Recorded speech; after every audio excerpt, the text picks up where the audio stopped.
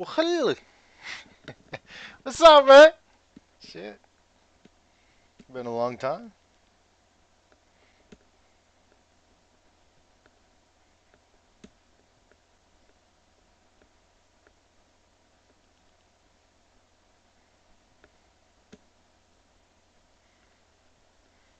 Is it not fucking?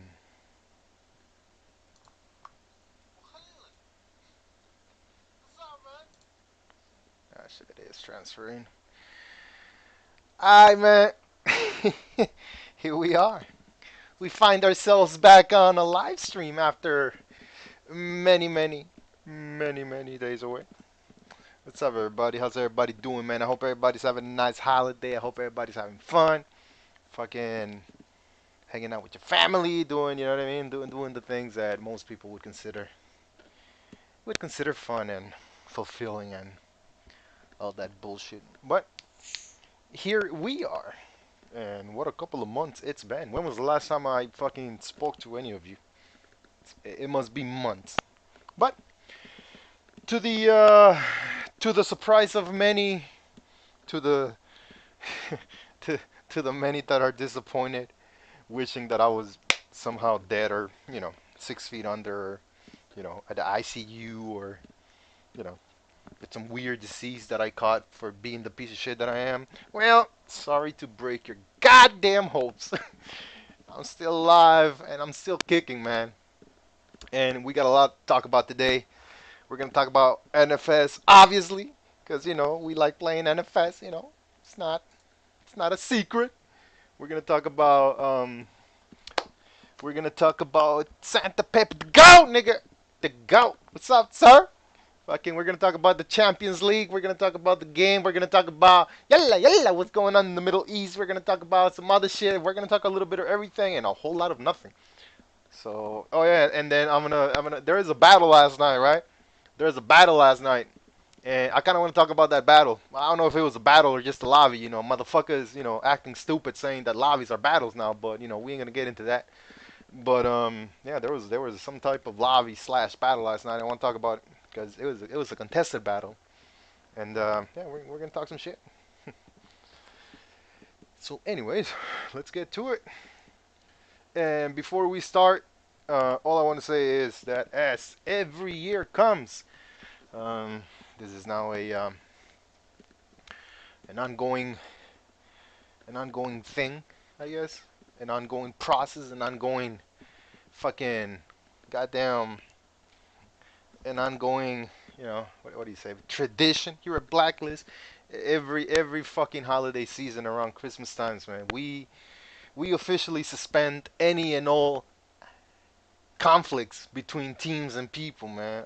Up until January 1st, there's no confrontation, there's no fighting, there's only enjoying and, you know, that type of shit. But, anyways, as of right now, I decree the Blacklist team suspends any and all conflict activity with or against anyone, any type of entity, any type of group, any type of individual, up until January 1st. After January 1st, all hostilities will resume.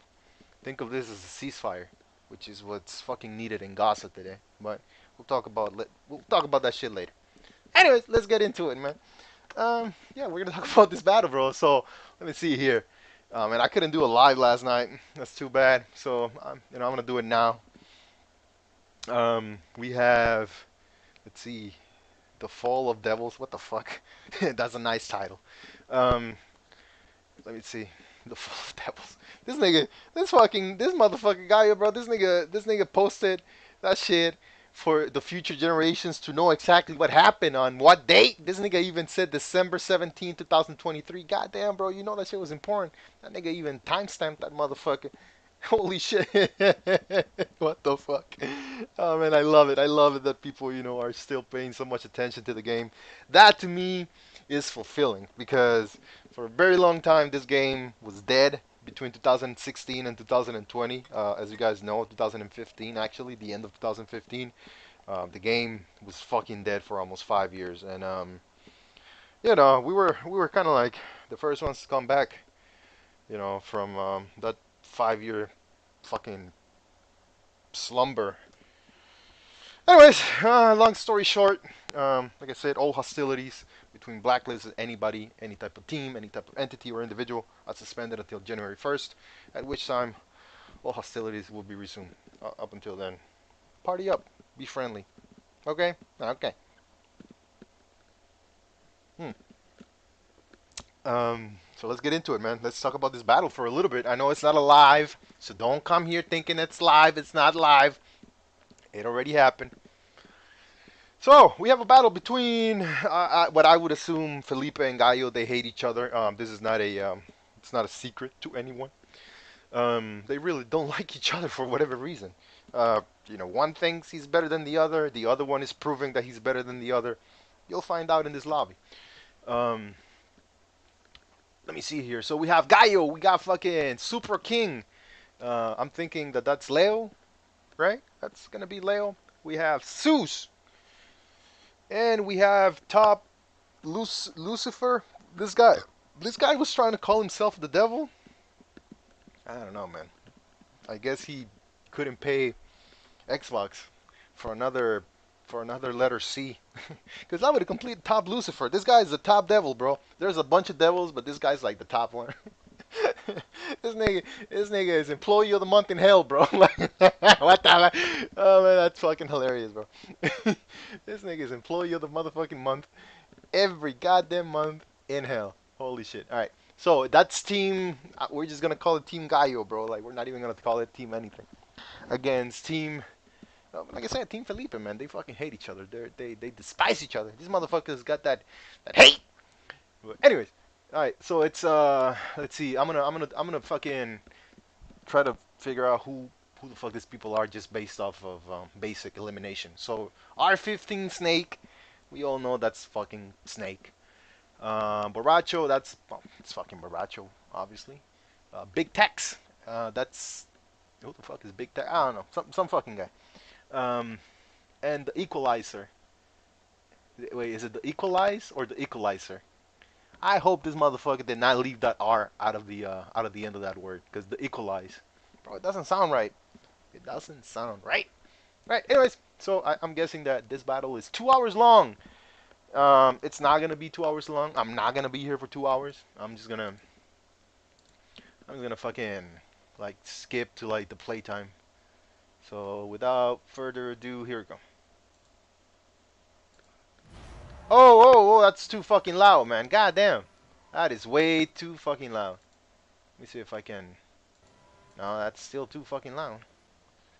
How do you.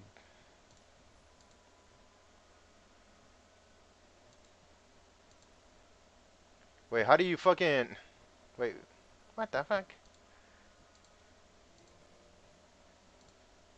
Anyways.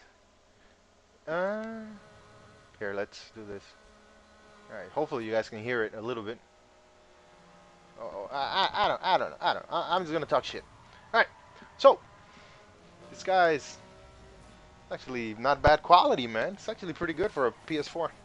Look at this guy, bro. I was, the other day when we were playing, I was telling Sarah, I was telling Andy, man, I said, look, bro, I said, I really like enjoy these mixed battles because I like the way this guy plays, bro. I know that sounds kind of fucking crazy because you're like, what are you talking about? He just hear me out. Just fucking hear me out. What the fuck is he trying to do, bro? What the fuck are you trying to do? This is exactly why I like watching this motherfucker, bro. Like everything this nigga does, he does it in the spot, in the heat of the moment. This nigga does not think one step ahead, bro. Like this guy is just thinking of shit as he goes along. You know what I mean? Like, and you're gonna find a lot of those little situations right here. Like he tried to like hit that cop car. Watch him, watch him, watch him. Like he'll do that kind of like cool shit, but then he'll try to hit a cop on the fucking wall. Like, why would you try to hit a cop on the wall? He's already on the fucking wall. So like shit like that, bro. That makes absolutely no sense, but it makes the gameplay very surprisingly entertaining. At least to me, bro. Like people don't have to agree, and that's fine. Like I'm not asking people to agree with what I'm saying. That's not what I'm saying. What I'm saying is, okay, personal. Oh, look at, bro. How the cop in front of him didn't hit those fucking spikes, bro? That's crazy. Fucking hell. See what I mean? Like he could have avoided those spikes. Now he's gonna get fucking EMP'd and put in critical. Is he gonna hit it? Nope. I would have dropped my fucking spikes. I would have fucking. What the fuck is Tex-Mex or whatever this nigga's name trying to do, bro? Like he's in front of you, clown. This motherfucker dropping spikes like Gallo is in the back, bro. He's in front. You can see that he's in front of you. Come on, man. The fuck is that? Hmm. So this shit right here is room for improvement. So this guy got put in the back not because he was taking weapons and not because he was taking crazy spikes or whatever. Everything that put this guy in the back right here right now was because of his own shortcomings, and I don't mean that in a destructive way. I mean that in a constructive way, because the cop ahead of him took the shortcut. Just a general rule to play most wanted by. If there's a cop in front of you and you don't got you don't have a jammer, you can kind of like still keep him within a certain range, but don't follow him everywhere he goes, because remember, these people, I'm pretty sure that these fucking people are not playing with a mic, and this is how I know that.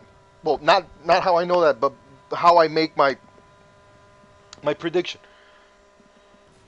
That spike that Baracho dropped in the fucking shortcut, if he had a mic on, he could have told his teammate Tex Rex or whatever. Okay, and Sue's fucking crashed after he tried to spike the whoever cops were trying to rush him in the tunnel, I guess. Or did he fucking crash, or I thought he crashed. Now he's on turbo. What the fuck? Man, these people are magicians, bro. One thing they're doing, see, like these guys are on mic because he used the jammer, and that guy, but probably Seuss was, calling the fucking jammer way too fucking late, because Gaio was right there, bro, and Gaio need to tell him, like, bro, like I got your jammer. I would have saved those spikes, but then again, it's the heat of the moment, and you'll see him do this type of shit a whole lot of times. Sometimes it works out, like see that shit right there, waste his spike only to block him good. Like it makes no sense. It makes no fucking sense. You know what I mean? But so okay, so now Baracho's fucking dead and Felipe is fucking dead. In the shortcut, Baracho could have told his teammates about the spikes if they would have been on the mic, but they're not on the mic. So Tex Rex or whatever fucking follow, the rest of the cops ahead of him inside the shortcut, which Gallo, failed to realize that spikes were dropped. So just don't follow the cops. Keep them within a certain distance, but don't, you know what I mean? Like don't be a fucking ass sniffer. Don't be sniffing his motherfucking ass. Just keep them within reasonable range, and you should be able to correct the little mistakes here and there as you go along. Because remember, every most one around isn't played at top speed, right? Like it fluctuates all the fucking time. Like there's a lot of people who get away in 30 seconds, and then there's people who get away after 25 minutes. So you have to be ready for all those little details that come about as the round develops. So let's see here. All right, so he's got a lot of weapons. Yeah, he doesn't have a lot of health, but so the way he spikes, right? It's not the worst spike, but the problem with that, and good fucking spike, man. You spike that guy and Snake Ray crash into. I think this is what happened. But the problem with those kinds of spikes is that he's spiking way too fucking fast, and I get it. He was under a little bit of pressure, but I think that I'm trying to show that as an example of what not to do. Um, when you spike a little too fucking fast. So he was going, when he exited the train shortcut, he was going roughly what 210 kilometers an hour, which is about 130 miles an hour, 120. Um, I get it. He was a bit under pressure, and he still got someone, and the round will still be won. But the problem with spiking, at over 200 kilometers an hour is the fact that the spikes can slide, and they can open up the gap. And then if the most wanted is not very fast, what a fast cop can do is just sort of like play with the timing. He'll start playing with the timing of the slide. So what I mean by that is, the cop is gonna wait, with a full tank of NOS until the spikes open up just enough for him to go through, and still be able to keep the most wanted in range. And even if the most wanted does get out of range, it will only be for a few seconds, because the most wanted is slow. right? And he's in a Viper and he went left, and the 180 is gonna come, the other 180 is gonna come. So you play with all these different factors, right? You're trying to think, like I said, this guy is playing in the heat of the moment, and I get that, and that's a good thing too, but not all the time. You have to have some sort of tactical plan in place, because if you don't, then this becomes a habit of being able to do things as they're happening. And the problem with that is that when you start making decisions on the spot every single time, there is a high chance for you to fuck up, right? There's a high probability that you will fuck up, because when you're taking your decisions in the heat of the moment all the fucking time, you're pretty much doing this shit 50-50. And if you ever gamble, one of the worst, actually the worst um, odd that you can possibly bet against is 50-50, because that means that 50% of the time you will eat shit, and that's not a very good average. 50% in any type of team sport, it's not the greatest. You know what I mean? You're pretty much saying this will either work or it won't, and you're absolutely right every single time. You know what I mean? Because the thing about strategy is this. The thing about strategy is thinking about a step or two ahead, right? And perhaps not as much as some people think ahead, but just enough to get you out of trouble if you need. But the problem without having a strategy is sometimes, and this is true for us, right? Like this is not sensitive information or anything. It's just this is just truth. Truth is universal. Whether you like somebody or not, it is what it is. But this is what I mean. If you don't have strategy, and you're committing yourself to this 50-50 chances all the fucking time, um, sometimes even even for like what I don't know who you guys consider to be good players, right? I don't know. I don't know, and I don't care. Like I don't want it to be me, and I don't care if it's somebody else. Like that's just the way I see it, because it's personal choice, and I will never argue against personal choice when it comes to the choice of players, because everybody has something somebody else likes. I have my favorite players. People don't fucking agree with my list. People think that my list of favorite players is absolutely outdated and complete garbage. But what they fail to see is that perhaps I'm looking at the details of the player, of what makes the player good. And perhaps I'm not even admiring the player. I'm admiring the trait or the characteristic that this player has that perhaps I don't. And that's exactly why I like this player. I may not be friendly with the person, but I can still like the player for the characteristics that this player shows in a team setting, in a most wanted battle. And what I just said will be true, will be proven to be true later on during the video. And you'll understand what I mean. So, if you don't have a plan, even the most elite players of the game, right? The people that you say, oh man, this guy is too quick, or this guy spikes too perfect, or this and that. If you ask them honestly, hey, has every single plan worked in your favor every single time? They're going to say no. Or at least the honest ones, right? The ones that, want to sell the image of being perfect will say, oh yeah, bro, every fucking time, blah, blah, blah. But, you know, I can see through the bullshit. And let me just tell you, no one's perfect. No one. So, sometimes in the heat of the moment, we will come up with different sort of plans, if you want to call them that, to address the situation that we may find ourselves in, right? Like whether it's beneficial or if it's sacrificial. Because remember, strategy can come with a sacrifice. We need somebody to kill themselves. We need somebody to, fight this guy. We need somebody to do this. So if this strategy doesn't involve sacrifice from everyone, it will always fail.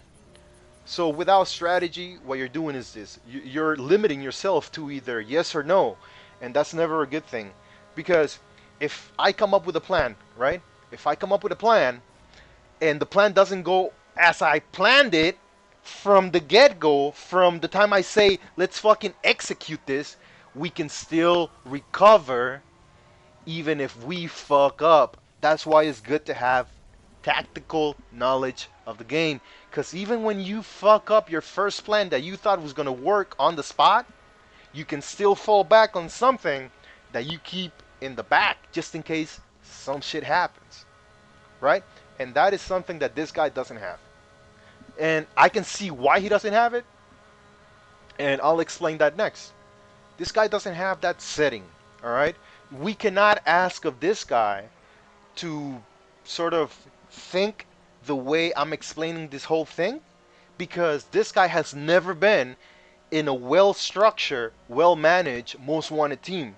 So it's kind of like, going out into the wild and trying to tame a wild animal, right? Like, I know it sounds redundant, but you get the gist of it, right? You get the fucking gist of it. It's like saying, an old dog can learn a new trick. That's very fucking true. It would be kind of hard to teach, old ass dog a new trick. You know what I mean? It would be kind of hard to change the way I think at this age. You know what I mean? I'm going to hell, and that's the end of that. Like, I don't think God's even gonna look at me. He's just gonna go, no, put that motherfucker in the darkest hole and forget about him. And I'll be like, yeah, fuck you too, nigga. I ain't scared, nigga. Shit. What you mean, motherfucker? I think this guy's getting kicked. The fuck? There's a bunch of people. Yeah, I think they got kicked. Okay, here we go. We're not gonna sit through all that bullshit. So yeah, man, that's just the way I see. This guy. He doesn't have a master. He's a Ronin. You know what a Ronin is? A Ronin is a masterless samurai. It's a samurai whose master has either been killed by another samurai clan back in feudal Japan, like 1600s, 1700s, 1800s, and up until the early 1900s when the custom kind of died off. Um, it would be like a bunch of samurai would make up a dojo, sort of like a training camp, and they would have one master samurai, the most skillful of them all, or the wisest one. And when this guy would die, he was usually very rich, or he had a lot of political influence, or over land, or over farms, because that's the way the shogun, which was pretty much the guy below the emperor back in Japan, used to distribute power. So you had the emperor of Japan, who was pretty much God, like literally, this is fucking God, right? According to the customs. And then you had the shogun, sort of like a guy who's gonna make sure shit runs properly for the emperor. And in doing so, he has a lot of power, a lot of military power, actually, though. But we're getting off topic. So when these guys die, all these fucking samurais, these guys are pretty much mercenaries. They're guns for hire, but with a fucking sword, and saying shit like, I fucking speak Japanese, Okinawa, motherfucker, fucking Nagasaki, motherfucker, that type of shit. But so this like warlords would fucking die, and then the samurai would lose their honor, right? They would have nobody to host them. They would have nobody to pay for their maintenance, so to speak, for their meals, for their housing, for whatever fucking shit that they needed, right? In order to protect the dojo or the farm, or whatever the fuck they were supposed to protect, right? So so after becoming masterless samurai, there was a term called Ronin, means masterless samurai. You may have known the term for that movie's 47 Ronin with Keanu Reeves. If you don't get the reference, that's fine. I don't expect you to. But it's a good movie. That's exactly what this guy is. This guy is a Ronin. This guy is a masterless samurai. This guy doesn't know what it's like to be in a team. He doesn't know what it's like to be guided. He doesn't know what it's like to you know, like I said, have some sort of like tactical, structural plan in place, and it shows. Because he's doing exactly what he needs to be doing. He's doing everything on the spot. He's doing everything, for himself. Because deep down he knows that he can't count on everybody else, even if they're on mics. He knows that no matter what, he's got to perform. He's got to come up good, right? And that's a dangerous player. That is a very dangerous player because that means that they're learning. That means that even if the learning curve is kind of big and kind of wide and kind of taking forever, that means that they're doing exactly what they think is right in order to improve. And you cannot deny a man progress. The first The first rule to owning slaves is denying people their basic rules, basic human rights, and we can't do that with people. We can't do that with most wanted players. The game mode is almost dead, and for these people to we're gonna fast forward. For these people to still, sort of be, playing battles or lobbies or whatever, says a lot for the game that I love, for the mode that I love, and yeah, man, good shit. GG, bro. Like, it's great to see that the legacy continues on and on and on, regardless of what you may think of me or not. I really don't give a shit. I'm just talking about something I like. All right, let's talk about the game. That was that. That was that. But no, man, Gaio, man, I hope you get to hear this and you know, hope you do good, man. Keep learning, bro. Like I said, people like you are very dangerous players because you're hungry, and people can tell. People can tell that you're hungry for success. People can tell that the improvement is there, even if when people don't see it or may not want to recognize it in public. But it ain't me, bro. It ain't me. Just keep improving, bro. Try to be a little bit faster as the most wanted. Try to crash a little bit less.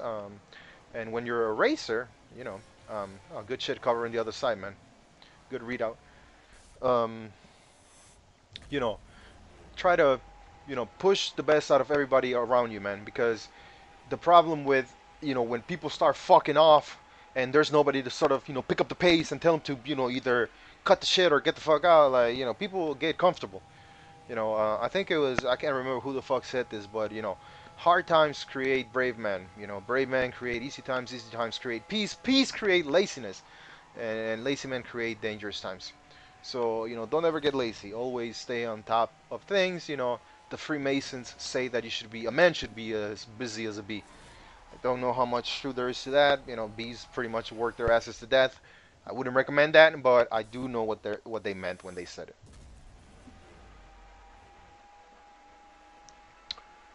So let's see here. So let's talk about the game actually. Okay, so these guys are a player down. These guys are a player down, and let's see. They are kind of a cop down too because of that bust, or unless the guy's going around. Oh, this guy dropped spikes. I'm not a big fan of most wanted dropping spikes when there's people behind them. I just you see what happened. Everybody got spiked. The racers got put way the fuck in the back. So I would strongly advise, against spiking unless you know it's going to be a perfect hit. Then be my guest. But if there's any shadow of doubt, I would hold on to the spikes. Um, I was a huge, I was a huge violator myself. When it came to dropping, sometimes, you drop panic spikes. Shit happens, bro. Like, the heat of the moment. Who hasn't dropped, fucking panic spikes? Come on now, we all been busted. Shut the fuck up.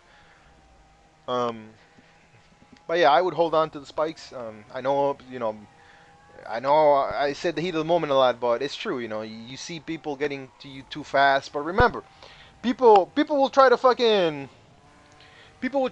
scare you. This is how you beat dropping spikes too fucking fast or without knowing if they're gonna hit.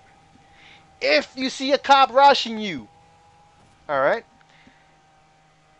I mean, fuck, man. Remember, cops can hit the e-brake and then go around and that type of shit. So it's kind of like it's one of those things. Oh, this guy's crashed. See, like these guys are fucking losing for no apparent reason, man. Like two cops crashed. The most wanted could have gotten EMP to death. Like these guys are not thinking ahead, man. They're just thinking about, oh, this is happening and this is how I'm reacting to it now. Let's see what Sir says. Not even surprised. This guy, he's obsessed with spiking. I don't know, bro. Like, I don't know why Top Douchebag is obsessed with perfect spiking motherfuckers, but I mean, he plays decently. Just and these guys are double, using the fucking Yammer at the same time, and they're on mic. They're on mic. Here's how you beat using the fucking jammer when everybody's there and everybody has it. I myself use this simple rule.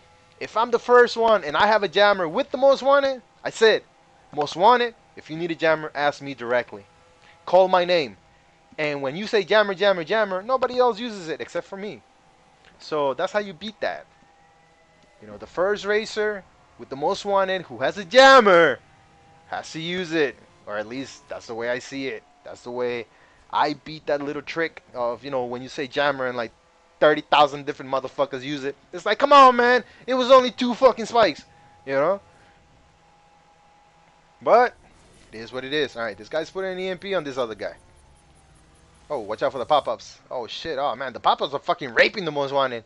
I think I got hit with the... Motherfucker, piece of shit. You got hit with a pop-up. Yeah, exactly. Like, the spikes, you know, they're only good if you're going to catch up or, you know, the team or, you know, you got to cover your ass, you know, that type of shit. But, yeah, you got to... You kind of have to, like, you know, play your cards with the spike, you know. You do what you can. You do what you can, you know. You do what you can.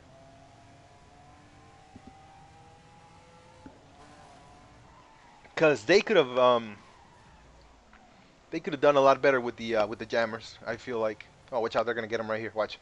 Oh, they didn't get. What the fuck? How is he not dead? This guy's been red for the past. I don't know. I don't want to exaggerate because people be like, no, he wasn't. Gallo was. You see, Gallo, like, why you put yourself in that position, dog? Protect yourself. The most wanted is okay. You don't have a jammer. You're just a sitting duck. You're just there for the taking. You know what I'm saying? Like, you gotta do better, bro. You gotta think a little bit better. Alright, it's more than likely he had an EMP on him. So he was like, I ain't taking that EMP. Nope. We're just gonna fast forward to the next round. Oh man. That's some crazy shit. That is some crazy shit, motherfucker, you motherfucker. What's up, Expulse? What's up, bitch? What's up, bro?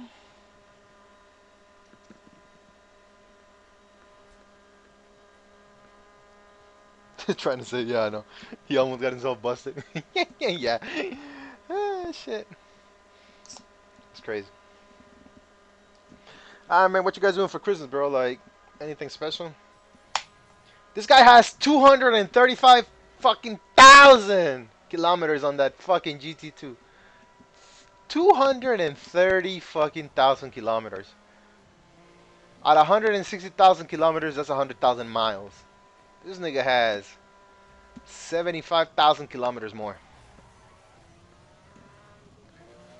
This nigga has another 50,000 miles on this bitch. 60, 65 maybe. This guy has 170,000 miles on his fucking car, bro. There's real cars in life that don't got that many miles or kilometers. And this guy has more. What the... What's up, city? What city saying? Wild saying ho ho ho. It's just an everyday thing. What?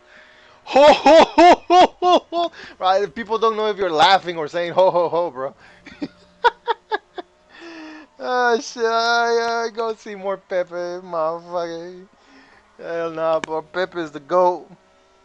Pepe. Oh man. I see Exposed talking shit about Felipe. What did Felipe do to you, bro? That you gotta be talking shit about him. Felipe is a competitor, man. Felipe plays, you know, he plays to win, man. You can't blame him. At the end of the day, can you really fucking blame him? He plays to win. He wants to win. Like I said, you can't deny a man that, man. Like, they want to win. They want to win, bro. Like, they want to win. I get it. Wild understands. It's a visceral feeling that all men must fulfill. You know, the feeling of progress. You know, of making your life feel like, you know, all these fucking years you've invested in something like the game, you know, have actually paid off. And it's a good feeling because, you know, it makes it worthwhile. Because tell me something. Who honestly can tell me? Who honestly can tell me that fucking you would still be here if it wasn't for your teammates and for your friends? I'll be the first one to answer it. If you tell me right here, right now, Wild, you would have never been part of Blacklist and you would have never met the friends you met, bro. I would have been gone back in 2012, bro. I would have been gone. You think I would have been here, bro? I'm out this bitch, bro. This game got boring after 30 fucking days, bro. I knew what was happening and I knew how to fix it. Come on, man. Like, you know, but we do it for the love of the game. Love of the game. It's an everyday thing for Wild HOE HOE HOE. Fucking it. Yeah. I hope Rattle comes back, bro, for winter. Rattle, if you're listening to this, I hope somebody sends you this. I'm here, bro. I will help you host mixed battles, Rattle. Oh, shit, I'm a rapper, bro. I'm gonna help my nigga Rattle fix some motherfucking mixed battle. Yeah, yeah. I'm from the streets. I'm from Compton. I come with a Glock. I put it in your mouth. I don't know, bro. Like, I'm not actually from Compton. I just know niggas do that type of shit over there. But, hey, you know, guns work for everybody. Rattle, come back, bro.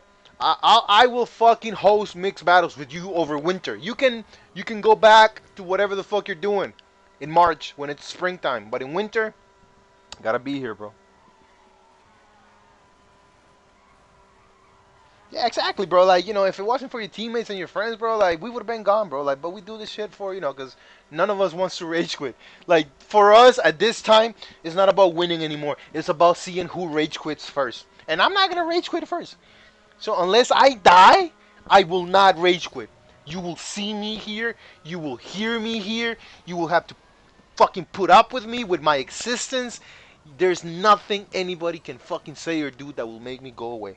Nothing. Absolutely motherfucking nothing. There hasn't been anything that anybody has been able to do, and I don't think a man walks the motherfucking earth that can do anything or say anything that'll make me rage quit this motherfucker. I put that on blood, cut. What the fuck? That's so fucking dumb. Like people, oh, I put that on the gang. I put that on God. Learn to fucking speak, you fucking retard. On G, bro. Fucking morons. God, bro, like, these people are insufferable. Insufferable ass motherfuckers. That's what they are, man. Piss me off. That's one thing, man. Like, I'm here to not rage quit and to get pissed off at shit that I'm not even pissed off about. You know what I'm saying? I don't know. Let's talk about the game. Alright, man, let's see. Guy is the most wanted now. Is he driving the GT2? Ah, no. Leo is the most wanted. My PlayStation made me rage quit. Ah, bro. PlayStation was fun, bro. Like, PlayStation is where it's at, bro. I wish we could go back. I wish we could play one more time. I wish. Hey, man, but you know what, though? Like, here's the thing. You know, we cannot dwell in the past. Okay, your spikes were kind of late, Gaio. I don't know why the fuck you... Okay, that's another thing this guy can fix. That's another thing this guy can fix. Bro, like, drop your spikes, bro. You do not have to wait for the cops to be, you know, 2 fucking millimeters away from your car to drop the spikes. Bro, you have a 6-second activation time. Okay? Or, I'm sorry, active time. Meaning, did this guy try to spike this guy on the other side of the road? But, bruh, I'm done with this guy. What the fuck ever. But anyways, remember, you guys, people play this game and still haven't figured out the most basic shit. Spikes, when they come out, it's 6 seconds from start to finish. Jammers, when they get activated, it's an active time of 9 seconds. Every 100 meters at 350 kilometers an hour is 1 second. Right? So, come on, man. Make use of those numbers. You don't have... If you drop your spikes right now, it will be there until the timer hits 10. Now the spikes would fucking disappear. Do you think that you need to be there to see the whole thing go down? No. You just have to drop it, count to 6. If nothing happens within 6 fucking seconds, guess what? Your spikes didn't work. Move along. But you're not right there with the cops. Using your fucking jammer, burning your fucking turbos. Trying to block somebody that you don't know how to block, you know? So, think. Yeah, I get it, bro. It's a lot of math. It's a lot of thinking. It's a lot of, well, you want to be good. This is what good players do. I'm not saying this is true because I'm saying it or because I do it. It's true because it works. Remember, truth is universal. Whether I say it or the guy you hate says it or the guy you love says it, it will always be true. All right? So just use it to your advantage. That's all I'm saying. Use the shit to your advantage. And they won the round. Shit, good shit. But you know, it's 6 fucking seconds, man. Just remember that. It'll save you a headache. Have you ever seen a, I don't want to say a noob, but perhaps an inexperienced player in a very competitive room when they spike? The first fucking thing I've read on Discord, the first fucking thing I used to read on PS3 chats was this: why didn't you spike sooner, dumbass? That was the first fucking thing. That was the first fucking thing. What does that tell you? Spike and go. Yeah, but people don't do that. You know, people don't do that. See, this guy could have avoided the spikes, but the angle of attack, no bueno. No fucking bueno.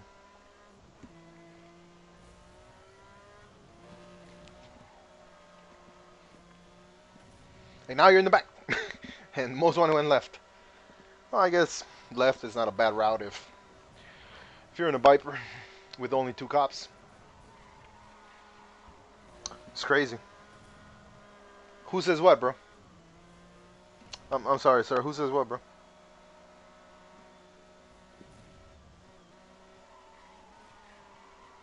What you mean, bloody meal? Oh, I know. I know, man. But I'm just saying, bro. Like, it's crazy. It's crazy, man. It's fucking crazy. It's fucking crazy. And I know what people are wondering. Why do you have so many tabs open? We're gonna talk about some shit after this is over. And we're not gonna watch the whole battle, by the way. I got other stuff I want to talk about. I want to talk about other stuff. We're just gonna watch for like another. Oh, spike early? Ah, pfft. Yeah. Spike early, bro. Like, just spike early. Here, I'm gonna share a secret, and I'm just gonna share a secret. You know the size of the bubble from the center, the radius, from the center of the circle to the edge of the bubble is 550 meters. If the cop is coming at you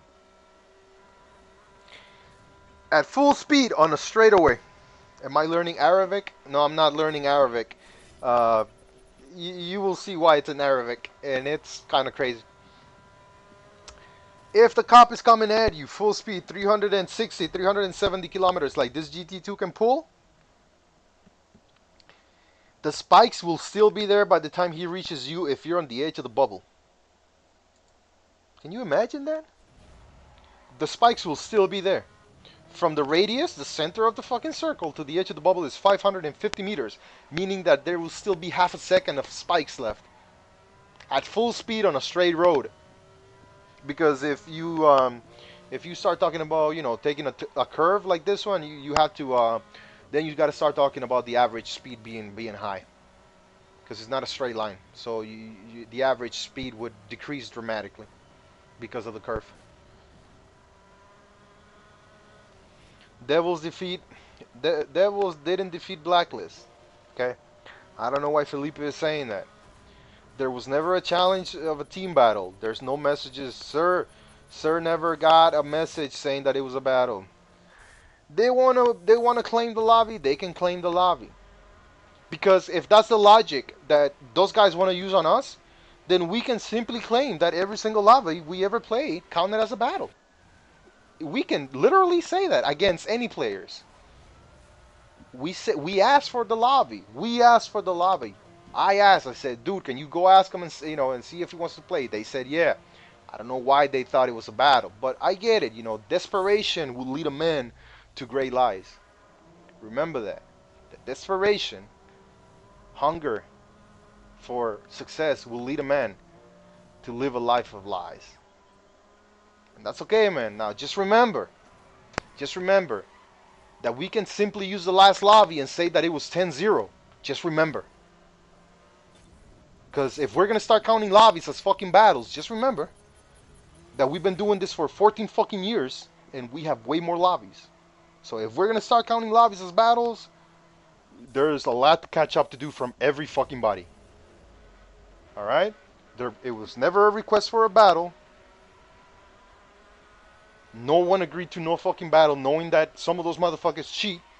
So let's just not even go there, man. If he wants to keep running his fucking mouth and saying that it counted, let him. I don't give a shit. Let him. You know, I'm glad that Blacklist is the reason this motherfucker sleeps better at night.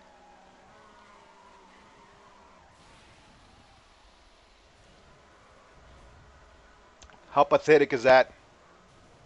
How pathetic is that? That your goal in life, in 13 years of being playing this fucking game, is to beat Blacklist.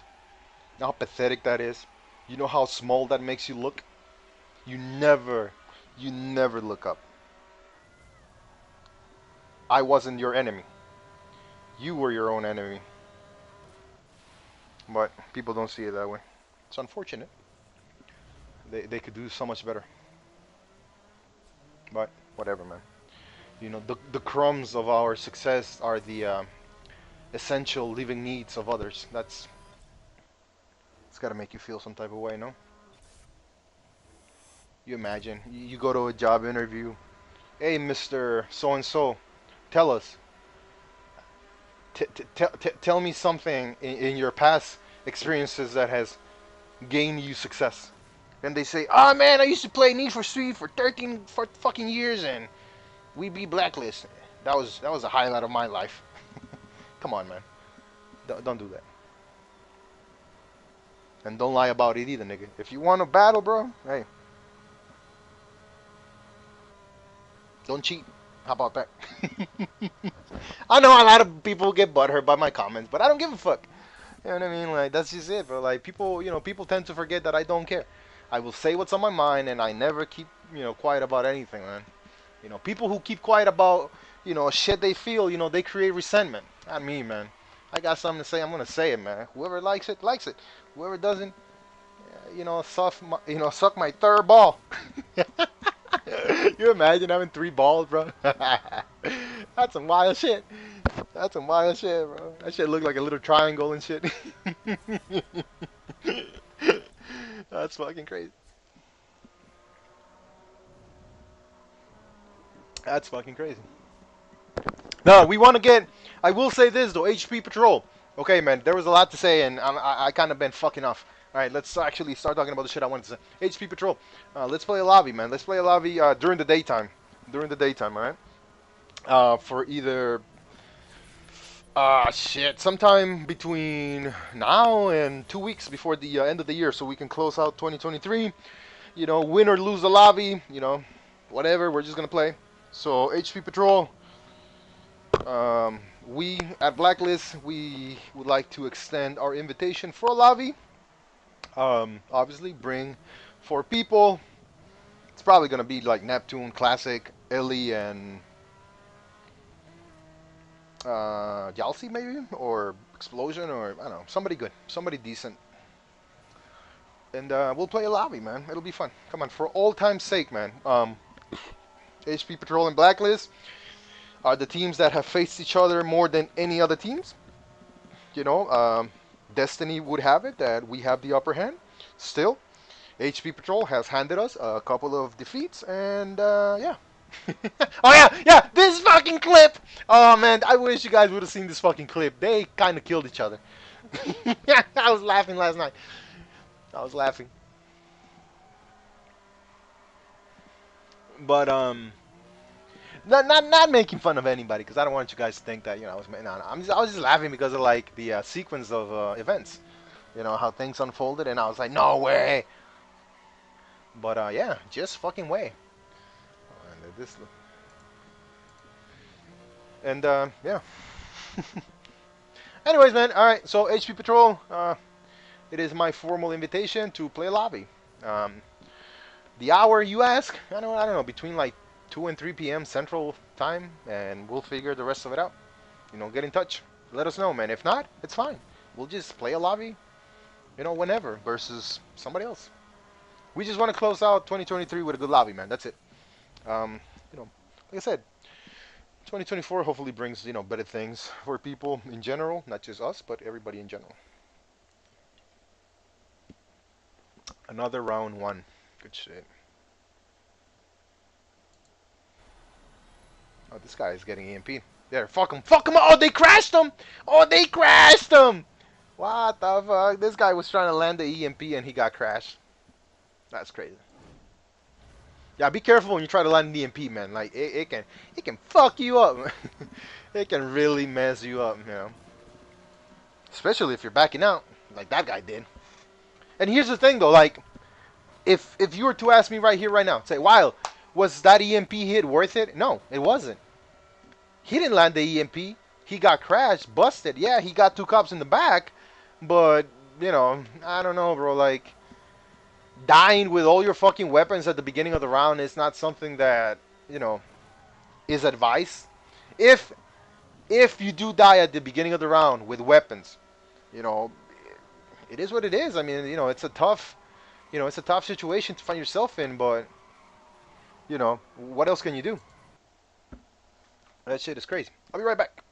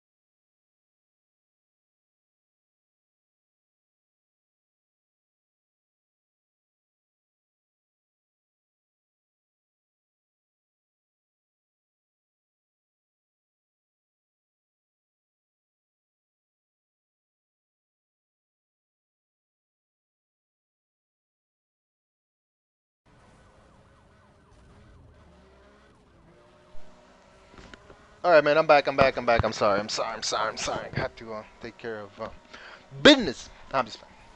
I got called downstairs. That's all. And when the authority calls, shit, you better answer that goddamn call. I want to sleep with a dog. Fuck that shit. Happy spouse, happy wife, happy life, they say.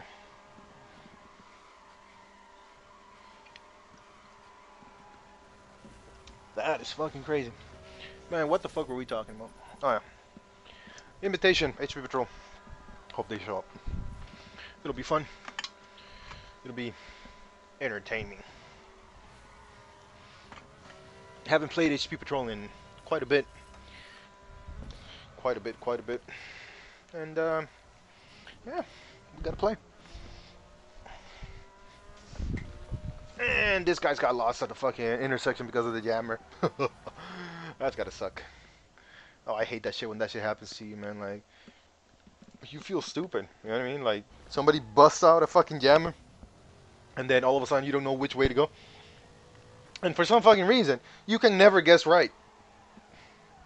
You always go either the opposite or the wrong direction. It's like, what the fuck?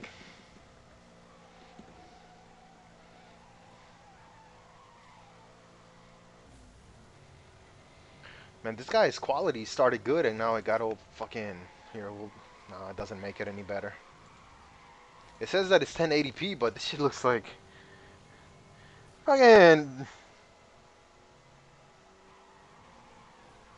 Yeah, yeah. We haven't played in a bit, man. We haven't played in a bit. Um, yeah, we gotta play it, bro. Bad awareness. Yeah, yeah, yeah. Yeah, no. Something that Sir just said is it's very true. You have to be aware. Um, and I know what people are thinking. What do you mean be aware? I'm already there. I mean, you can be there, but you can like have no idea what's going on. You can be clueless. Yeah, I know.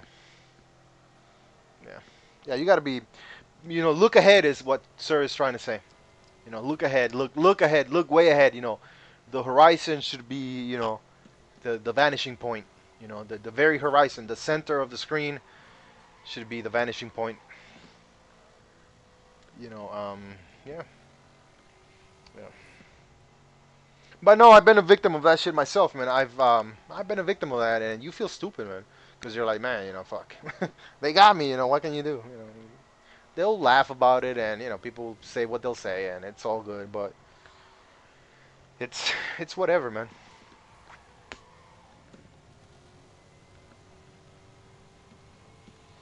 You know, you live and you learn. You live and you learn.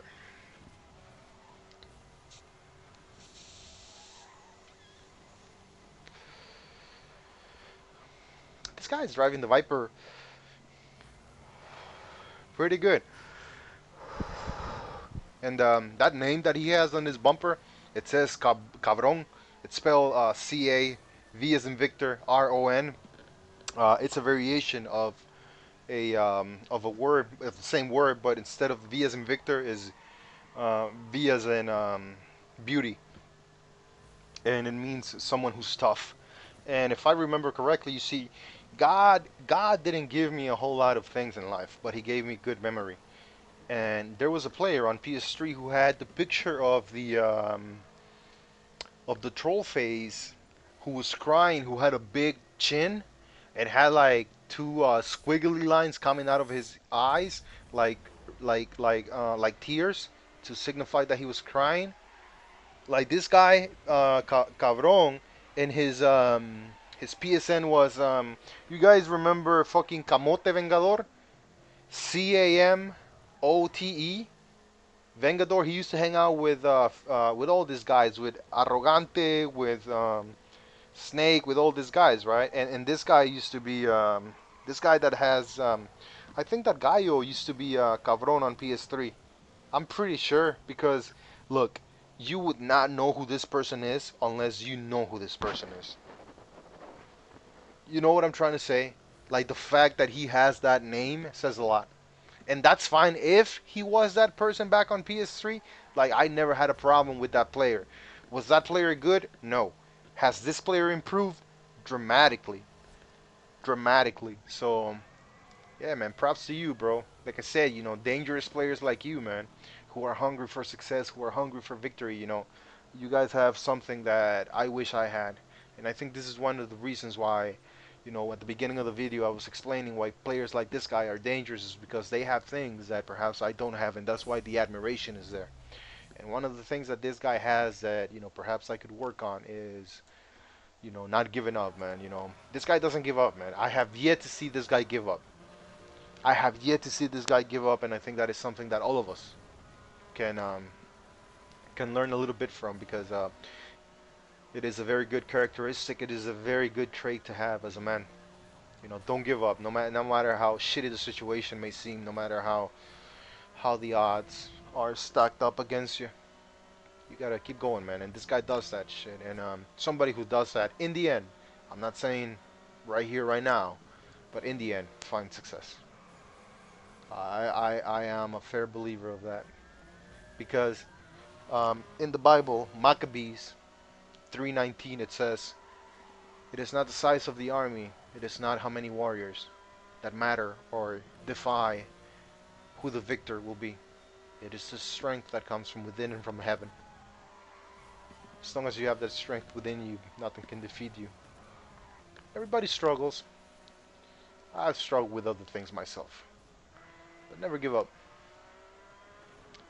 Never give up. I think that's why I admired this guy.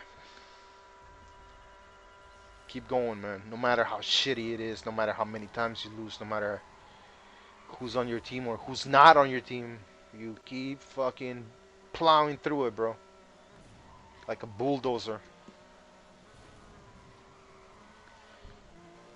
Not a lot of players have that in NFS. Most of the players will, jump ship when it's, sinking. Like scare rats. Scare mice. Have you ever seen a ship sink? Have you ever seen the fucking mice try to swim off? That's what players do. They can't find success in one team, so they go and snake their way into another. You know, but they slither their way into a spot, or that type of shit. I wonder what that's like to have to break up a team just to gain a spot. How worthless you must feel to do all that. You imagine that shit? You make other people fight just because you want their spot? Man, I gotta talk to a few NFS players to they can tell me what that's like.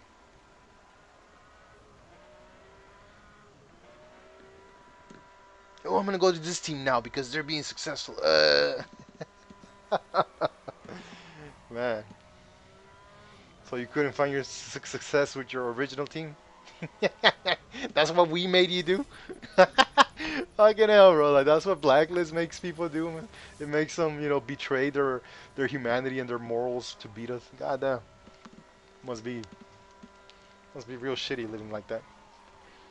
Oh, look at Felipe. He crashed. Yeah, he's busting. Yeah, that's it. He's busting. Alright, man. We're going to skip to the end. We know how this one ends. It ends with 10-5.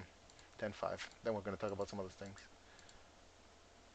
Alright, this is the last round. This is where they won the battle. Or lobby. I'm sorry. I'm not going to say battle because, retards don't know what it means. I'm going to say lobby. It's a lobby. This is where they won the lobby. Alright. This guy has the GT2. We're actually going to talk about the round. Has the 50-50 paint on it, or wrap. It's got the colors of Juventus from Italy. Well, if it was white, not gray, on the left-hand side, driver's side. If it was white, it would be Juventus. Juventus is a Latin word. It's a Latin word from the language Latin, and it means young. But it's kind of ironic that in Italy, Juventus, in Latin, it means young, but in Italy they call Juventus the old lady, and they call Juventus the old lady because how old the team is, how successful it's been in Italy, and although it's been domestically successful, Juventus has been, or is, the team in the Champions League or the old European Cup that has lost the most finals with 7. They've won it twice, back in the 70s or 80s, I think, if memory serves me right, and again in 1996. And they lost it. And back in the 90s, Juventus, back in the late 90s, early 2000s, Juventus was a very good team in Europe in the Champions League, and they made a lot of finals, but they just could never go on to win it. You know what I mean? They could not go on to win it. Real Madrid beat them a couple times. Barcelona beat them. I mean, AC Milan beat them. Everybody beat them. Very unsuccessful when it came to the Champions League, Juventus. But let's take a look at this round. All right, so that big Tex cop crashed out because he was going to take it out with that EMP. Good choice, otherwise he was dead. But as you will know, towards the end of the tunnel, the end of the intersection here, none of that will matter. This guy is going to catch up. He's going to drop some spikes after the most wanted crashes at the intersection. He's going to win the round. I think there's a cop who rushes the fucking spikes at the tunnel and just gets destroyed because he was already red. But I don't want to spoil the secrets, even though I just did.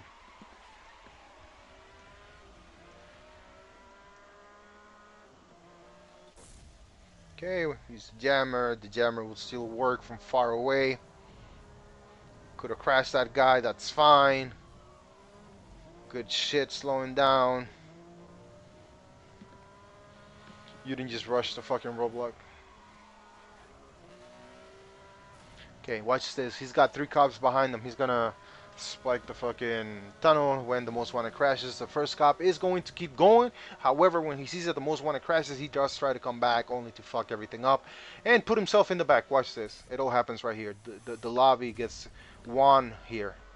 Both of them crashes. The first cop turns around, comes back for a little bit. This guy drops spikes. This guy's rushing, takes the spikes, kills him. Goes straight. Most wanted is on turbo. These guys have the most perfect position to win the round. It's over. Just run until you get your weapons again. This guy just dropped spikes. That's going to slow down the cops line. This guy probably has a jammer. That's going to give the most wanted time to get his jammer if he doesn't have it. And spikes as well. So yeah, that's it, man. Good game. This guy's going to get a fucking jammer, which he can use to back out and EMP somebody. This guy's just another jammer.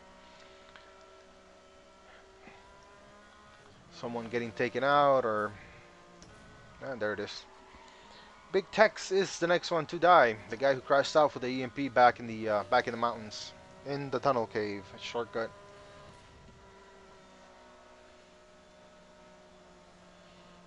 Okay, spiking each other. Doesn't really matter. Bad roadblock.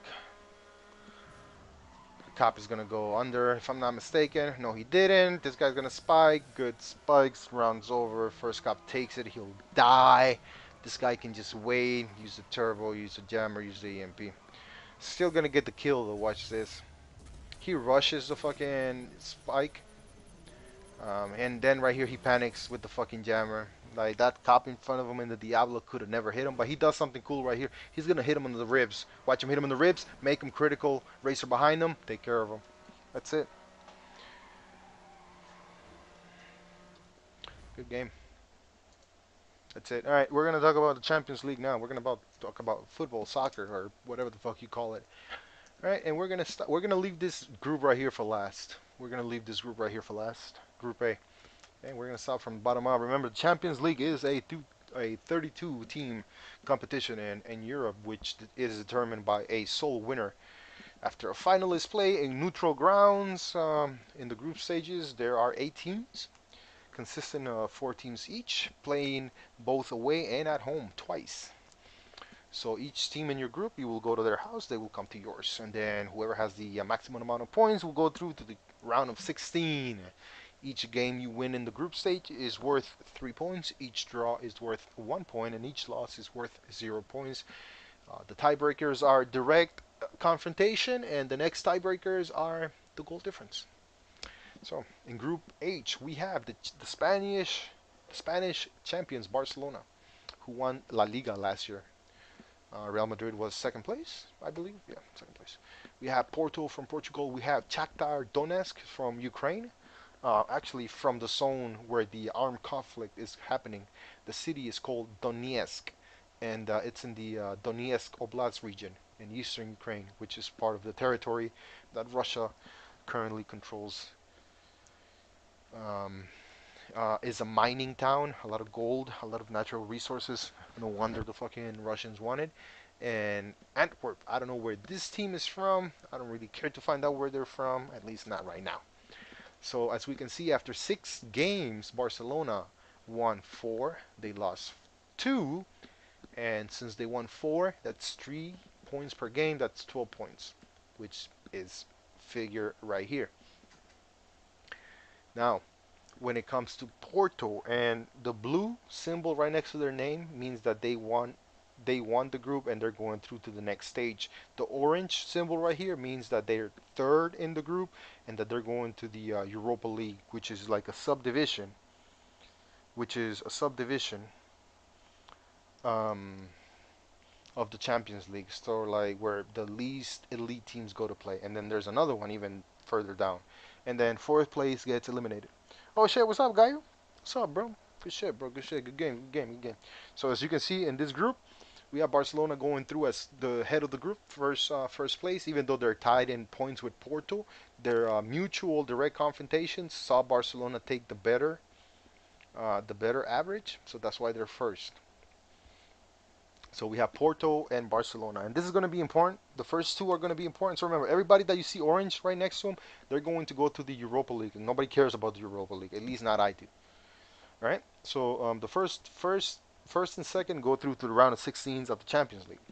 So for Group H, we have Barcelona and Porto going through. And this applies to every single group, and then we'll talk about the round of 16s. For Group G, we have Manchester City, the Premier League champions last year, defending UEFA Champions League champions, defeating um, what team did they play in the final last year? It was Manchester City and Inter Milan.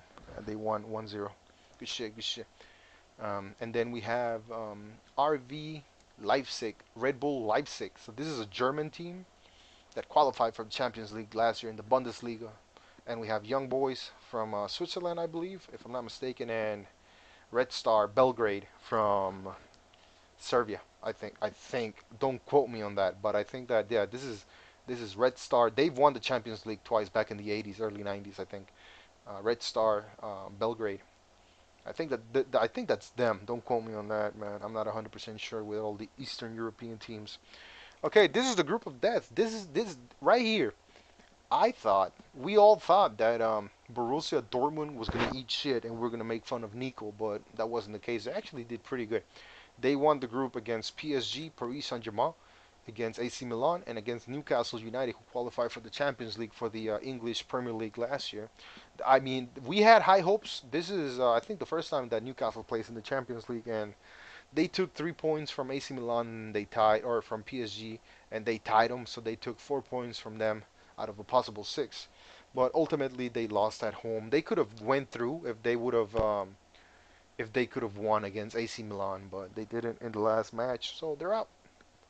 Okay, Group E, we have Atletico Madrid from Spain, we have Lazio, SS Lazio from Italy, we have Feyenoord from the Netherlands, or how other people know it, the Netherlands, Holland, and we have Celtic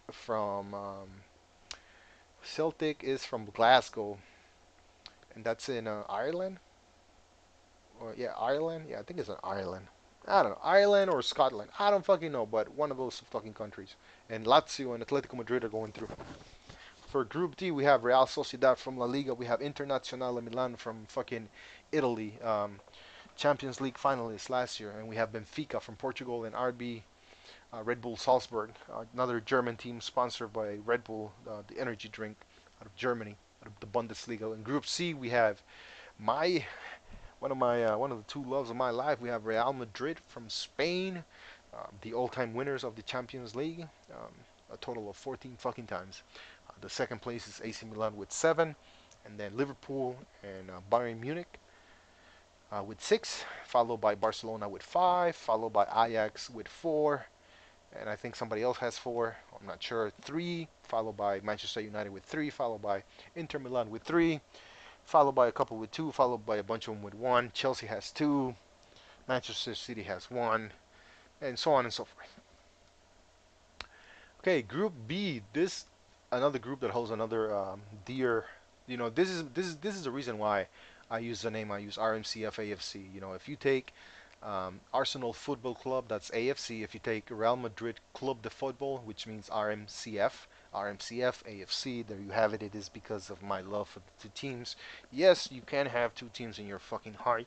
People that call me a fake fan. Well, my team is still in the Champions League. That's all I gotta say. My teams, I should say. So PSG or PSB from Holland, the Netherlands, Lens from France, and Sevilla from Spain, La Liga.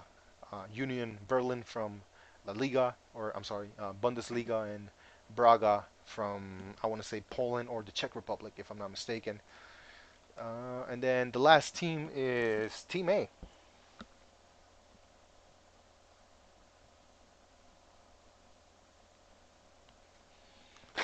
Damn, my ex-boss is talking shit. Yeah, that's crazy. All right, man. So now, now the fucking group that I want to talk about was Group A, where we have FC Bayern Munich from Germany, fucking the German Titans. This guy have won the Champions League 6 times. They are one of only two teams who to have ever won it all six titles in 1 year. One being Barcelona in '09, and them, and then Bayern Munich in 2020 when the COVID pandemic was going on. They destroyed everybody. They won every single game up until they won the Champions League against PSG in a final where Ronald Koeman, uh, the French superstar, scored the only goal of the final. So out of that group, we have FC Bayern Munich, the German champions. These guys have won the Bundesliga a record, I think, 10 or 11 times in a row. Yeah, these guys are incredible. Copenhagen from Denmark. This is a Danish team. Galatasaray from Turkey. This is a Turkish team, Eastern Europe, because Turkey belongs in Europe. A lot of retards will say that Turkey belongs in the Middle East. You guys are full of shit. Don't know what you're talking about. And then the laughing stock of the Champions League, alongside Sevilla, because Sevilla is fucking garbage. Sevilla has won the Europa League more than anybody else, and they're struggling in La Liga, and they did shit in the Champions League. Look at them. Out of the last 5 games, they lost four and tied one. I mean, they deserve to be bottom last with Manchester United. Manchester United's laughing stock of the goddamn Champions League this year. These motherfuckers have done absolutely nothing. They have a coach, Eric Ten Hag. This guy is clueless as to what to do with the fucking pieces of shit players that they have. Casemiro, I don't know why the fuck he chose to go to Manchester United after leaving Real Madrid and winning 5 Champions League. He went there for the money. It had to be the money. Rafael Varane, probably the same fucking thing. But Manchester United are just garbage. They're absolute garbage. I don't know how to fix that team. I don't think they're gonna make any type of European football for next season. I hope they don't, not with the level that they've been showing. What happened during the weekend is nothing short than proof that God is real because they were able to tie Liverpool at Anfield 0-0. So I don't know. Manchester United should have not been bottom of this group. They are the laughing stock. Like I said, look, Arsenal has been away from the Champions League for over 2,300 days. That is more than 4 years. And look at us. We're fucking raping. Look at Real Madrid, man. These are big, heavy names. Look at Barcelona. Look at all the big names, bro. Manchester United, the fucking history behind the club. It is absolutely atrocious. It is nothing shorter than a disgrace. It is nothing shorter than shame.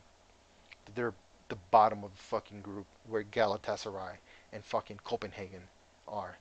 There's just no way. And you know what bothers me the most about Manchester United is the fact that a lot of those games could have been won, but they got what they deserve, and I'm glad that they're out of the Champions League, fucking clowns. Okay, now this is the draw result that was done today for the round of 16, and this is how it's gonna match up. So here we go. We're gonna talk about it now. So the teams you see right here on the left-hand side, right here, are the teams that finished those groups that we just talked about in second place. The teams that we see right here on the right-hand side of the pictures are the teams that finish top of the group: Arsenal, Barcelona, Real Sociedad, Athletic Club de Madrid, Borussia Dortmund, FC Bayern, Manchester City, and fucking Real Madrid. And they get paired up against a second place from a different group. They cannot face second place from their own group, and they cannot face second place if it's from their own country. So if there was a Spanish team that was second place here, Real Madrid, Barcelona, Atletico Madrid, or Real Sociedad could not face each other in the round of 16. So if you're first place and another team from the same country is second place, you cannot face each other. Teams from the same country do not face each other in the round of 16. From the quarterfinals all the way to the finals, you can face whoever the fuck. Okay, so the first matchup is between FC Porto from Portugal and my Arsenal. Arsenal Football Club, London-based club out of England. I've been following Arsenal since 2000 and I can't hell, I don't know. early 2000s, 2001, 2002. I saw them become the invincible champions of the 2004 campaign, where they became English Premier League champions without losing a game. They did draw games, but they did not lose a game. And it's a feat that has not been able to be replicated, even though there's been teams like the likes of Manchester City and Liverpool who score, over 100 points in recent years. But Arsenal are the only team in history to have been given a golden Premier League title for that undefeated campaign. And 2 years later, they would make the final against Barcelona, and they lost. So my beloved Arsenal is going to be heading up against Porto. The um, the first leg will be played in Portugal, and the second leg will be played in the at the home of the team that finished first place out of each group. So for the second round, we have SSC Napoli from Italy, finished second place of their group against first place group winners Barcelona. That's going to be a good matchup. I think that Barcelona will see the way out. Napoli is playing exceptionally well. The only reason Napoli ended up in second place is because of the fact that they were in the same group as Real Madrid. Real Madrid did win every single one of their games alongside Manchester City. And between Porto and Arsenal, I do see Arsenal. They're playing fantastic football at the moment. They are top of the table in the Premiership, and I just do not see Porto being. I'm not saying a tough team, but I just do not see Porto sending Arsenal out of the Champions League this early on. The same goes for Barcelona versus Napoli. I just do not see Barcelona, not current state Barcelona, sending the Italians out of the Champions League. For the third matchup, we have Real Sociedad from Spain, who are having a fantastic Champions League campaign after qualifying for the Champions League last year against French champions Paris Saint-Germain. Mbappe and all of his fucking talent will have to face off against Spanish opposition in a match that I think over two legs will be very close. I wouldn't be surprised if they go to PKs, to penalty kicks, but we'll see what happens. For the next matchup, we have Club Atlético de Madrid, who is also sharing the city with Real Madrid in Madrid, Spain, the capital city of the Iberian nation, against FC Internacional, Inter Milan, shorter for those of you who are fans of Inter. Um, Inter is a finalist of the Champions League last year, which they lost against Pep Guardiola's Manchester City 1-0. PSV Eindhoven got paired up with Borussia Dortmund. Um, PSG is, I, I, I don't think PSG has enough to knock out Borussia Dortmund. Both teams have won the Champions League in previous occasions, with PSG winning it back in the 80s, I think, a couple of times in a row. Borussia Dortmund has won the Champions League twice, the last time in 1995, I believe, against Ajax or Juventus. I can't believe it was when Juventus and Ajax were making it to like every single final that in the 90s. Inter has won it three times. Atletico Club de Madrid has never won it. They've been to finals, but they have lost to Real Madrid every time. Real Sociedad has never won it. Paris Saint-Germain, PSG has never won it. Barcelona has won it five times. Napoli has never won it. Porto has won it last time in 2004 at the hands of Jose Mourinho. That's how he got teleported to the star status that he has now. Arsenal has never won the Champions League. We made to the final, the last time being in 2006, in which we lost to FC Barcelona. For the next matchup, Lazio has never won the Champions League. Bayern Munich has won the Champions League six times. The most recent time being in 2020 when the pandemic was happening. If you guys remember, it was that year of that notorious Barcelona game where they scored eight and Barcelona scored two. That was a fucking beatdown. But Bayern Munich will go through. Lazio just does not have enough firepower to take out the fucking Germans. Not at least, not right now. Copenhagen from Denmark. I'm not 100% sure if they won the Champions League. I want to say they have at least once, but then again, I'm fairly positive that they haven't. Against Manchester City, who have won the Champions League once, and they are the current champions of of Europe, and they are defending champions. So I do not see Copenhagen. I think the scoreline will be quite quite heavy favoring City, but we'll see what happens. Red Bull Leipzig, second place, got paired up against the all-time winner Real Madrid, staggering 14 fucking times. And on our way to number 15 with the hands and the hells of Jude Bellingham, who has been absolutely fantastic throughout this campaign so far, scoring non-stop, both during the Champions League and regular La Liga games. Unfortunately, we lost David Alaba to a very serious injury. He's probably out for the rest of the season. He got injured yesterday during the game. Um, he tore up his ACL, so he's done for the season. We have been unfortunate this season by getting too many players injured, but still we're top of the league. Well, we're actually second place to Girona, who's having a fantastic year. So we'll see what happens. But up until now, Real Madrid should have time to recover most of the injured players by the time the Champions League round of 16 starts in February, because that's when it restarts again after the big winter break. That's when the round of 16s will take place. And now we're gonna talk about this channel that I found on YouTube. This channel, it's all in Arabic, right? It's all in Arabic, and Arabic is written from this way, and is written from down, right side left to the left, and from down up. It's weird, or at least that's how I think it is. Or no, that's not how I think it is. That's how it's written. This channel focuses mostly on Hamas, the terrorist group controlling the Strip of Gaza. And look at what they do. Look, this is what Hamas is doing to the IDF. Watch. This is go. Allah Akbar. He's saying Allah is great. God is great. It's an RPG, bro. That's an RPG hitting a multi-million dollar tank. Look at this. Yeah, look at that shit. Took the fucking turret right off. Look at this shit, man. This is fucking wild.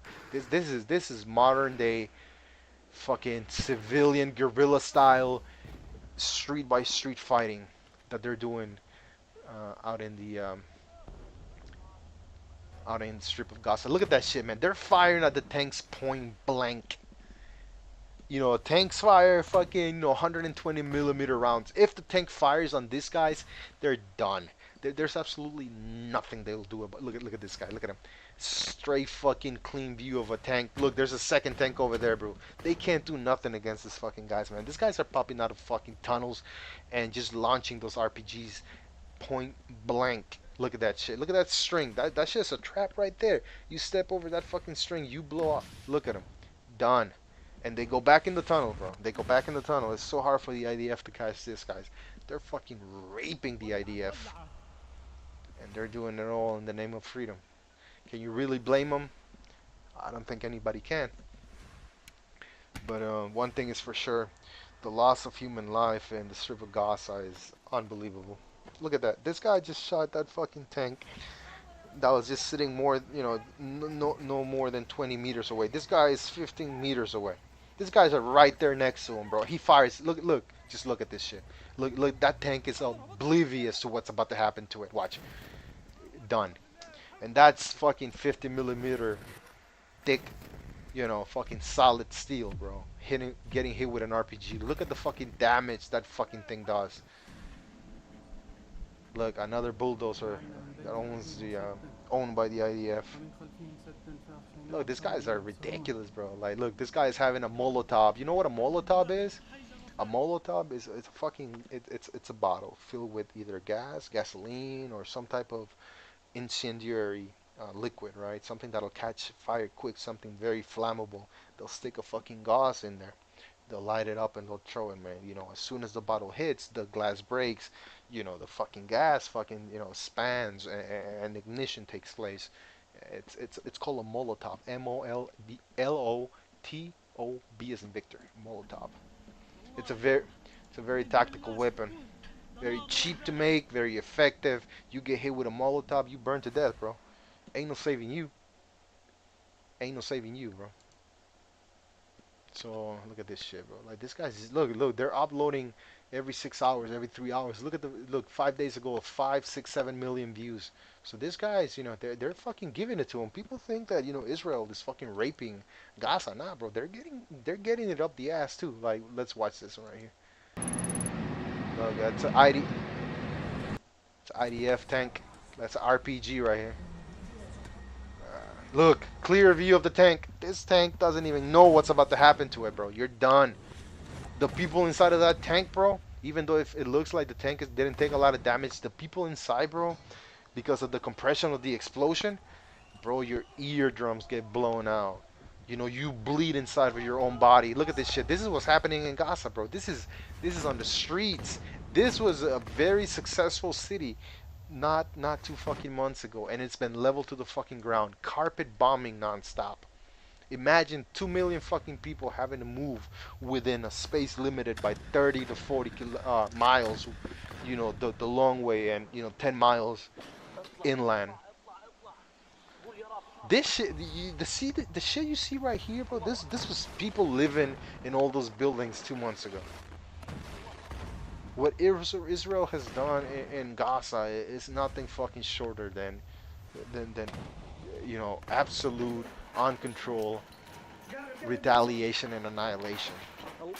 I get it. They want to defeat Hamas, but if you start paying attention to that saying that says an eye for an eye, then everybody goes blind.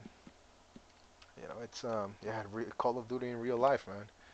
People think it's only one side that's doing the killing. Nah, bro, it's both sides are doing the dying. That's what people fail to realize, and neither side is right. That's what the problem is, because like Prime Minister said the other day, like there is no two-state solution. It will not happen. Palestine has never been a country, and it will never be a country.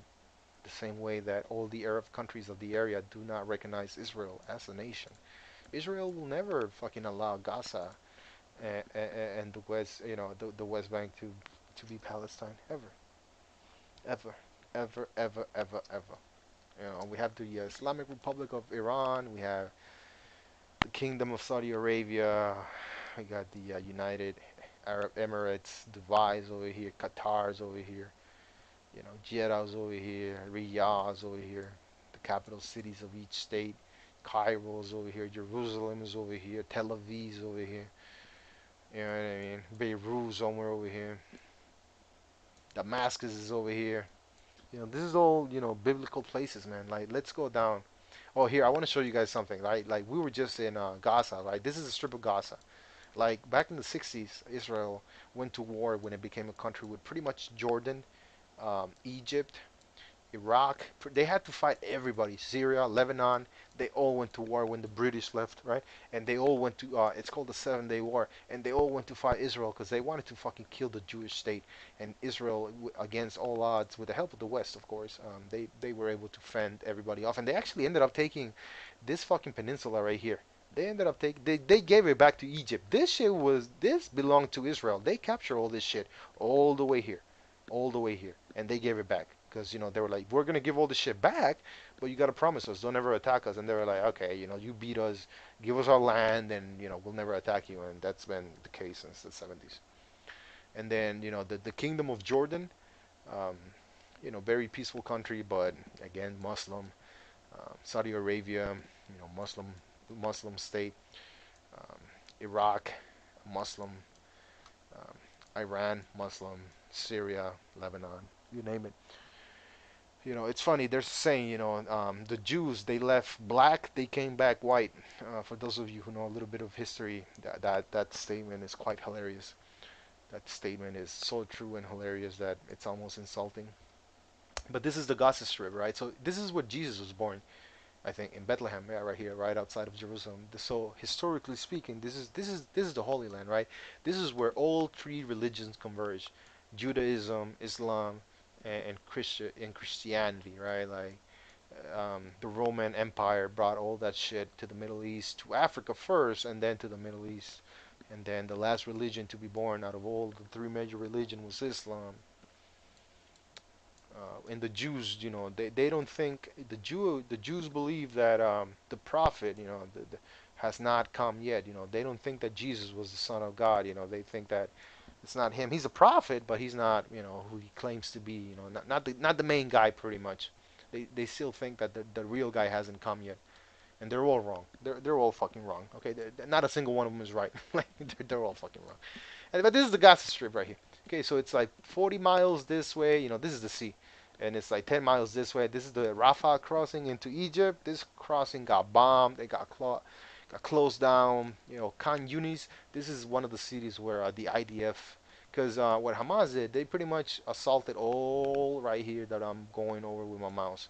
All right here, right? All this, all around their border. They were like, nah, fuck that shit on October 7th, and they raped everybody and shit. And then, yeah, IDF was like, you want to kill us? We're gonna fuck you up. And yeah, they've been fucking them up. Yeah, it pretty much cut off. They asked everybody right here. So think about it like here. You see the mouse right here? Everybody has to move into this area right here because the big thick black line, the straight line. And by the way, the countries should not have straight lines. That is the worst possible boundary that countries can have between each other because what that does, and I'm gonna zoom out, right? I'm gonna zoom out. I'm gonna tell you why having straight lines, and this is actually facts, it's a bad thing for countries. So like right here, look at this shit right here. Look at Western, Northern, Northwest Africa. Look at straight lines, right? This is really bad. This is all done by Europeans. This is all really terrible. It looks pretty, yeah, sure, because you're like, okay, this is Chad, this is Libya, this is Niger, this is Algeria, this is Sudan, right? Like you can tell with a straight line. But here's what the problem is. I'm gonna show you something real quick. Okay, there's a city right here, right, that belongs to Libya, right? As you can see, three countries merge right there: Egypt, Libya, and Sudan, right here. They converge right here. There's tribes living out in the desert that belong here, here, here, and they don't know the difference, and they will start business here, here, here, here, and here. And then governments, these people will multiply because that's what settlers do, right? They multiply in an area. What governments will do when populations get big, they're like, no, no, no, Egypt is going to come here and say, oh no, I control those guys. And then Libya is going to say, no, no, no, I control those guys, right? Their money, I control their taxes, says Sudan. So what happens is all three countries will fight for that region, right? And all these people are going to be the victims of getting pulled around by states saying, oh, no, you belong to us, look, you're on this side of the line. So straight lines on maps, very, very bad. Squiggly lines, very, very good, because these squiggly lines that we see out here in South America are usually represented by water, look, by bodies of water. And that ultimately is the best way to divide countries, through geographical differences, right? So yeah, straight lines, no good. Squiggly lines on a map, very good. Unless it's your own country, it doesn't fucking matter really because like the United States has nothing but fucking straight lines. You know what I mean? Look at that shit, bro. We're like a crucigram.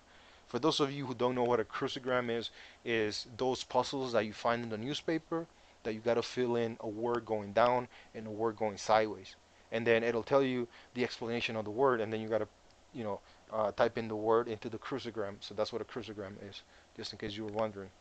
So yeah, look at the U.S., bro. It looks like a fucking crucigram. Look at Mexico. Mexico is fucking a squiggly line. Looks like a fucking kid drew that shit. Honduras, Guatemala, Nicaragua. That's perfect. That's the way countries should be divided. Oh, and then right here, so Venezuela just announced that they're gonna annex this region right here. They're gonna annex all this territory from Guayana.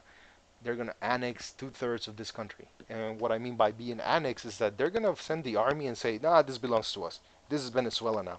All this. 2/3 of a country. Imagine if somebody, if it was just to put it into perspective, imagine if your neighbor, right, came into your house and said, I'm gonna take 2/3 of everything you own. Yeah, you're gonna fucking fight. Now imagine that shit being done between countries.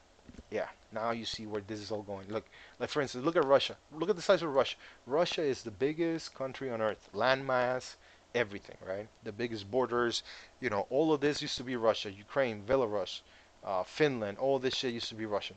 Kazakhstan, all that shit used to be Kyrgyzstan. All this used to be Russian. That's why they invaded Afghanistan back in the 80s. Look at that. And they're fighting for 1/5 of Ukraine, and they're fighting for this right here. Look, Russia is not trying to draw a straight line. I'm gonna show you what Russia's trying to do out in eastern Ukraine. They took Crimea in 2014. This this land right here, right? And there's only two entrances into Crimea from the Ukrainian side, um, which is right here, and then there's a Russian entrance because Melitopol is being controlled by the Russian Federation, right? So the only two entrances into Crimea, and the Russians are afraid that the Ukrainians, Kiev, is going to try to enter Crimea this year, or they've been talking about it heavily through Mykolaiv, but through Kherson, because they still have to liberate Kherson up along the Dnipro River. So Russia is trying to take this much land from Ukraine. Follow the mouse. So right here is Kherson. Follow up the Dnipro River, body of land. Okay, Melitopol is part of Russia now. Mariupol, Donetsk. Remember that city about the Champions League team? Yeah, that's where the team is from. The Eastern Zaporizhia, all the way to Dnipro and Kharkiv. So Russia is trying to take this much fucking land. They're trying to go from Kharkiv all the way to Kherson. They're trying to say this is ours now. This is all Russian-speaking people. We're gonna take over. We're gonna protect them because Ukraine has been carrying out genocide, and they kind of have. But that's a different political subject. So yeah, and the reason is back in the 40s when Germany invaded everybody here, like they took over France. France didn't even put up a fight. France was done after 3 years. France had too much to fucking lose. They were just like, let them take us over. We're gonna get France back. Italy was part of the Axis. Um, but what happened was Germany, Hitler had a commitment with Stalin, and Stalin was like, look, if you're gonna fucking take over, France, Spain, Italy, and all them niggas, Central Europe, don't take over um, the USSR, the United Soviet Socialist Republics, because that's what it means, the USSR. They were like, dude, don't fucking invade us. And what did Hitler do? He sent his troops into Poland, which they took over, and they went into Lithuania, Latvia, Estonia, Finland. This is all part of Russia. Poland was part of Prussia. Moldova was part of Russia. Ukraine was a republic of Russia. So Russia's border was up to, like, look at the mouse, up in the Baltic Sea. Russia was like up to like right here, bro. Russia was up to right here, and then Lithuania broke away. This is Kaliningrad, a exclave of Russia. And what they're doing now is Germany, Hitler back in the 40s sent his army to the east, and they got within 150 kilometers of Moscow, and that's when the Russians and the winter fucking destroyed the Germans. They were not ready for all that shit.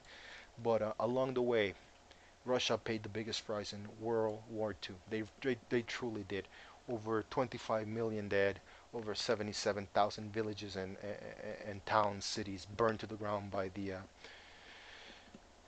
the German war machine. And yeah, I mean, people don't understand that Germany was a fucking juggernaut back in World War II. These guys were taking over whole countries without even trying, bro. And the Russians did the most dying and the most fighting, and it was because of Russia and the U.S. that Europe did not fall to the fucking Nazis back in the 40s. So yeah, and a big part of that was the meeting of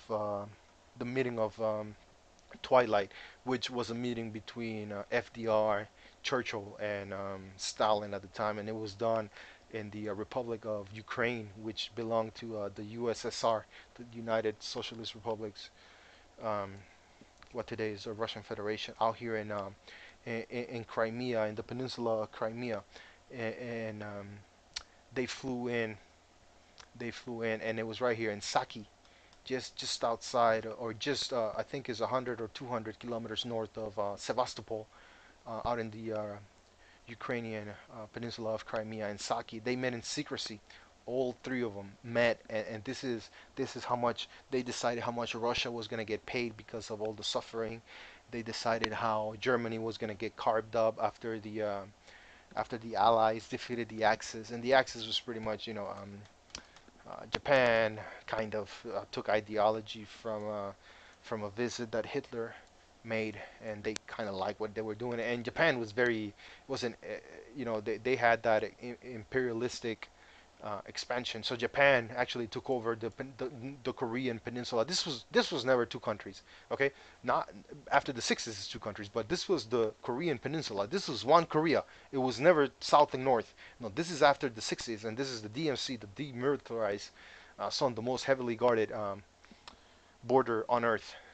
It's from um, from the Yellow Sea to the Sea of Japan, right? And back in the 60s, North Korea got all the way. They took over Seoul. Pyongyang took over Seoul, and then at one point Seoul took over Pyongyang, and they had the Chinese and the Russians were sending in, what I mean, help to help the communist Koreans, win over the United States and the South Koreans, and it was back and forth, back and forth, back and forth until this. Like this war has never officially ended. This war has never officially ended.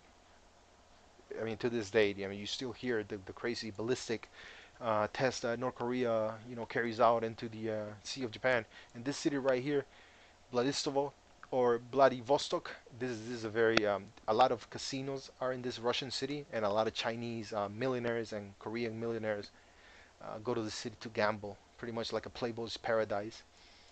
But anyways, man, that's a little bit of history. That's what's going on in the world. Oh, there's a right here. There's a fucking civil war going on in Myanmar, in Burma, right? The junta has lost power. They took control about 3 years ago. There was a girl doing a YouTube video doing like a workout and shit, and the fucking the Liberation Army came through and took over during a coup d'état, which is a overthrow of the government. It was one of the craziest videos ever, man. But it looks like the opposition is gonna go ahead and take back the government and become a democracy. It's going to take a few years. And then we have one more conflict in which the United States will find itself pulled into alongside Australia and Japan, and that is the conflict between China and Taiwan. Taiwan will be assaulted at one point or another in the next 2 to 3 years. Taipei knows this. Beijing has already stated that, we're gonna take over, one China type of shit. Fuck the Chinese, nigga. These niggas try to take over Taiwan. I say we nuke those motherfuckers, man. You motherfuckers want to, people fucking say that the U.S. ain't shit. Well, fucking try it then. They say that Russia is the strong one. Fucking try it then. You know what I mean? They say that China is the strong one. Well, fucking invade fucking Taiwan and try it, or invade us. How about that, huh? These people that want to die in the name of God, that say that they're gonna get 40 virgins and all this other nonsense. Yeah, we don't fucking care who you are. We don't care who the fuck you worship. Somebody else is gonna raise your fucking children. One of our top officials said the other day, and I couldn't agree with that nigga more. People say the United States is this, the United States is that. Yeah, it was the greatest fucking country on earth. Most powerful one too. Don't ever fucking forget it, man. That goes for anybody who might be listening and might feel some type of way about the U.S. Just remember that the U.S. is the greatest supplier of help in Gaza. Over $3 billion worth of aid every fucking year. So the next time you want to fucking throw the U.S.